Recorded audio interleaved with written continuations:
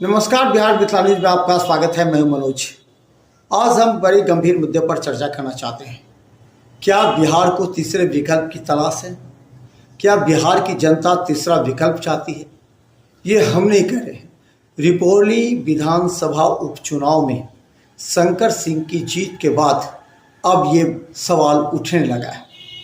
देखिए, भाजपा राष्ट्रीय जनता दल यानी कि एनडीए और महागठबंधन दोनों से अलग होकर के अगर जनता किसी उम्मीदवार को चुनती है तो ये समझ में आना चाहिए कि जनता दोनों जो क्षेत्रीय दल हैं उन दल को या राष्ट्रीय दल उसको पसंद नहीं कर पा रही या फिर उस विचार को सही तरीके से नहीं रख रही।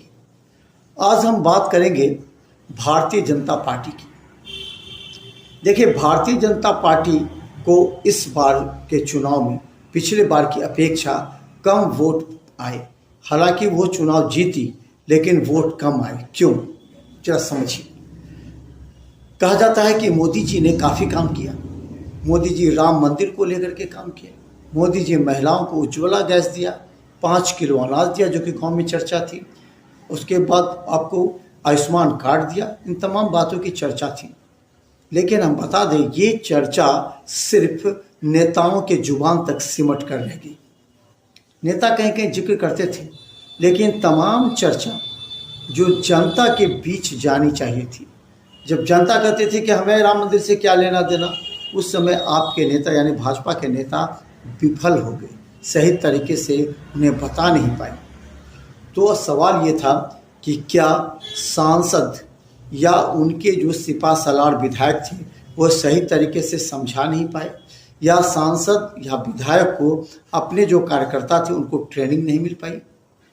अगर आप समझिए, अगर कोई ऐसा तीसरा विकल्प मजबूत विकल्प होता तो कहीं इस क्षेत्र में चुनाव जीत भी सकते थे वो, या फिर वोट काट सकते थे जिससे बीजेपी हार सकती थी। इन तमाम बातों को लेकर के अब बीजेपी की जो रणनीति है वो निश्चित तौर पर समझनी पड़ेगी।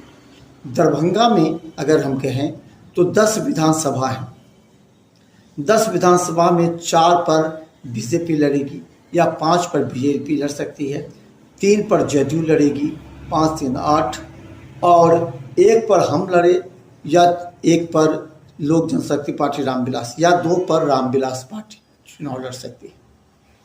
तो इन तमाम को लेकर के अभी से ही वहाँ जो विधायक जमे हैं यानी कि जो भाजपा के विधायक जमे हैं उनको अभी से रणनीति तय करनी पड़ेगी। उन्हें ये गलतफहमी नहीं पालनी चाहिए कि हम भाजपा के हैं और भाजपा के सिंबल पर हैं और मोदी जी के नाम पर चुनाव लड़ जाएंगे तो उनको आज यह नोट करना पड़ेगा कि वो चुनाव हार सकते हैं। क्योंकि मोदी जी जब 1,51,000 से चुनाव बनारस जैसे जगह पर जहाँ उन्होंने काम किया, जो वहाँ जाते रहे हैं, वहाँ जब चुनाव में उनकी वोट प्रतिशत कम हो सकती है तो और जगह का भी विश्लेषण कर लीजिए। दरभंगा में भी देख लीजिए, 2.5 लाख से जीते थे, इस बार 1,71,000। मधुबनी जहाँ 4 लाख से जीते थे वहाँ 1,51,000। तो इन तमाम बातों को जो अभी भारतीय जनता पार्टी के विधायक हैं उनको समझना पड़ेगा कि वो अभी से वो अपने कार्यकर्ताओं को ट्रेन करें। देखिए, हारने की एक और वजह थी या कम वोट लाने की एक और वजह थी भाजपा की। वो ये थी कि भाजपा के कार्यकर्ता नेता चुनाव से 2 महीना पहले नाखुश नज़र आते हैं अपने प्रत्याशी से। कभी कहते हैं ये प्रत्याशी हमें पसंद नहीं है, कभी कहते हैं ये प्रत्याशी ने हमें छला है, ये प्रत्याशी हमें भाव नहीं देते हैं, ये प्रत्याशी हमें मदद नहीं करते। भारतीय जनता पार्टी के प्रत्याशी पर भी एक आरोप लगा था।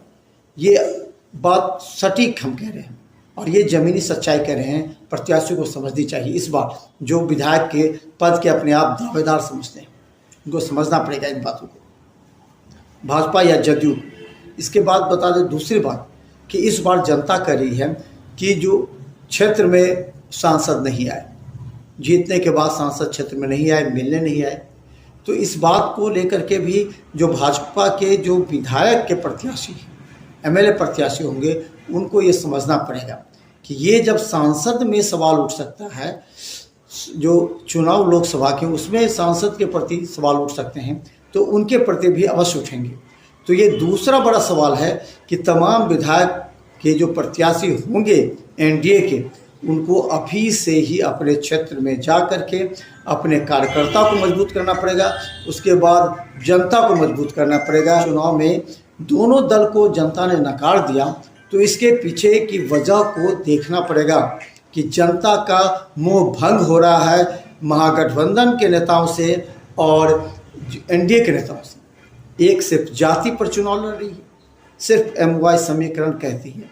इस बार तो बाप चुनाव पर, क्योंकि सभी दल पर लगी लेकिन फेल हो गई, सीधा जो है MOI समीकरण पर चुनाव लड़ते हैं और MOI समीकरण का वोट भी अच्छा खासा मिला। तो दूसरी तरफ मोदी जी के नाम पर चुनाव लड़ने में भी देखिए कई जगह परेशानी हुई। जहां पिछली बार जो 39 सीट पर चुनाव जीती थी, वो इस बार मात्र 30 सीट पर ही चुनाव जीत पाई। 10 सीट हाथ से नुकसान होना पड़ा, जबकि ये हर बार बोलते रहे कि इस बार 40 की 40 सीट जीतेगी। तो बिहार मिसाल न्यूज़ पर लगातार हम विश्लेषण करते रहेंगे। तब तक हम प्रत्याशियों को, अब हम एक एक प्रत्याशी का विश्लेषण करेंगे, कौन से प्रत्याशी कहाँ हैं और कितना पिछड़ रहे हैं। जनता के बीच भी जाकर के हम पूछेंगे और उन प्रत्याशियों से भी सवाल जवाब पूछेंगे। क्या 3 बातें, क्या आपके क्षेत्र के कार्यकर्ता आपसे खुश हैं? दूसरा, क्या आपके क्षेत्र की जनता आपसे खुश है? क्या आप जनता से बार बार मिलते हैं, उनकी समस्या में जाते हैं? और तीसरा सबसे बड़ा है, किस मुद्दे पर आप चुनाव लड़िएगा?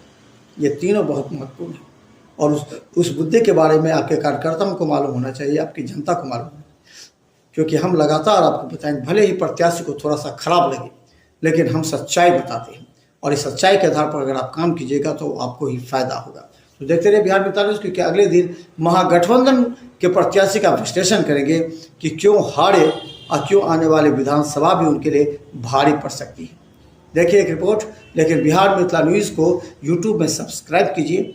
इसके अलावा सिटी केबल 277 चैनल और GTPL 985 चैनल पर 24 घंटे हम उपलब्ध हैं। लगभग 40,000 व्यूअर्स हमें, 40,000 से अधिक व्यूअर हमें देखते हैं।